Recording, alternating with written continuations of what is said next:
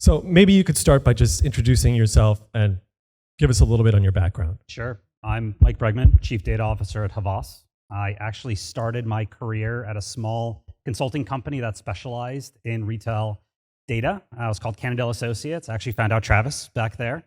Shout out to Cannondale, ex-Cannondale people. This was 20 plus years ago, different age, different type of environment, and it was actually kind of funny. We got these retail data sets, the hottest retailers you can imagine, Piggly Wiggly, Heinen's, Wegmans, the superstars of the retail industry, and we'd get these servers. This is pre-cloud, data dumps, no SFTPs, no real-time pipes. These were real sort of drives that you'd get with a couple gigabytes. That was the biggest that we could export at the time. We'd open the closet, you'd feel 300-degree heat, you'd put the hard drive in, and you'd get these data sets that you could mine through. You could look at really interesting trends. You could look at things like what types of consumers are buying diapers. How do you predict whether a female customer is pregnant based on pregnancy tests or types of baby food that are being purchased or diaper purchases? So you'd have these really amazing data signals. Fast forward 10, 15 years when you get into the 2010s, IRI, Nielsen get into the game. Nielsen Catalina starts monopolizing that through various data partnerships.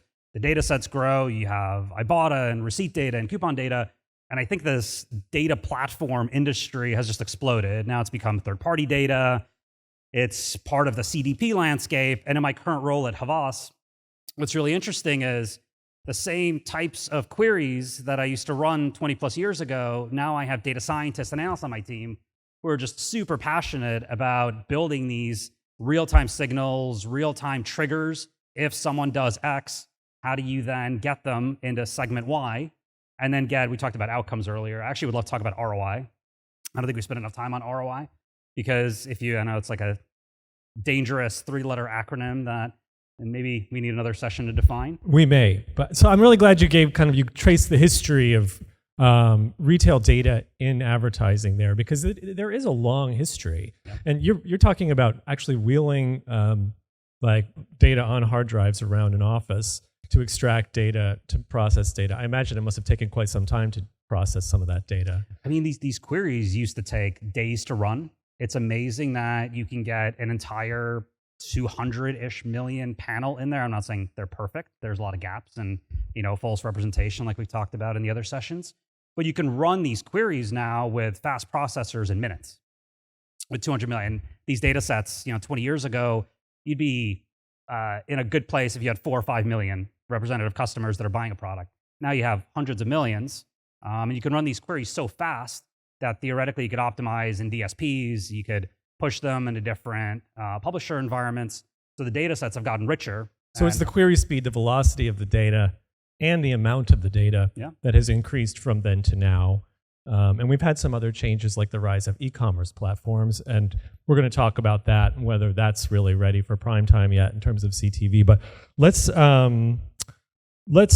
talk about what's changed from your point of view with the retail data, because you said NCS. Just to give like a use case for that, like 12 years ago, I was just talking with Tom from NCS, who I think is in the room here.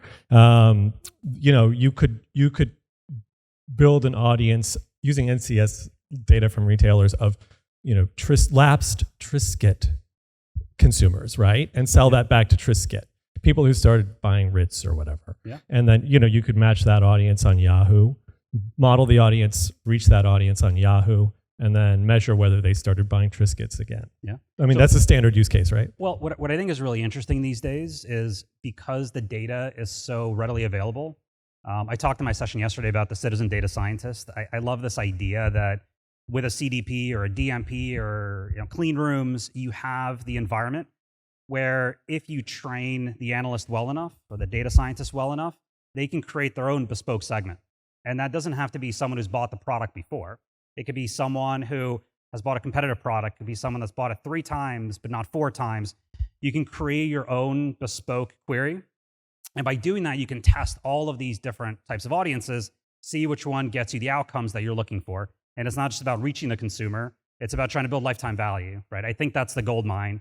I talked about ROI earlier, but within retail, what you want to see is not someone buying ketchup once. You want to see them buying ketchup once a month every month for multiple years. That's the value of these data sets. You can predict what they've done based on what they've done in the past. You can predict what they're likely to do in the future, and then try to spend more on the segments that are the highest value for the brand. Could you share your perspective on the loss of identity from cookies and Apple's move on IDFA, et cetera, relative to the progress on identity through solutions like clean room solutions and UID2 and other types of things that are trying to rebuild what's being lost? So this is the really interesting puzzle. When you talk about different retail data sets, you could have a loyalty card that someone gets, but they use it once. They don't use it every month to buy ketchup, right? So that might be a false customer. You might then have an IP address from one provider. You might have a maid from a different data provider. You might have a trade desk ID, and then you might have another, Merkle ID. So there's all of these different data sets. It's hard to join together because you don't know which one is the de facto data set.